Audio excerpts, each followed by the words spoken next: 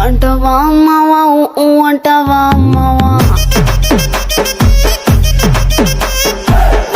అంటవా మావా ఊ అంటవా। হ্যালো ভিউয়ার্স, আসসালামু আলাইকুম। আমি শুভ, আশা করি আপনারা ভালো আছেন। আল্লাহর দয়ায় আমিও খুব ভালো আছি।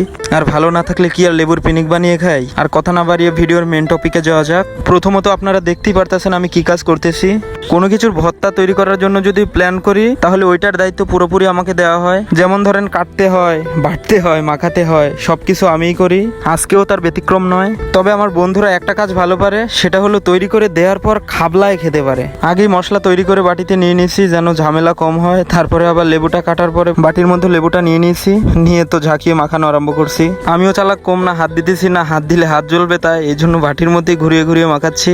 আমার তো আর তর্স হইতেছে না, এই জন্য ঝাঁকানা ধুয়ে আগে একটা মুখে নিয়ে নিয়েছি। খাওয়ার পরে আমার মুখের কি রিয়াকশন তাই দেখুন। তারপরে একে একে ওরাও খেতে লাগলো। এবার আমার বন্ধু শাওন একটা মুখে নিয়েছে, ও মুখে নেওয়ার পরে ওর রিয়াকশনটা দেখুন। পুরে বাপরে।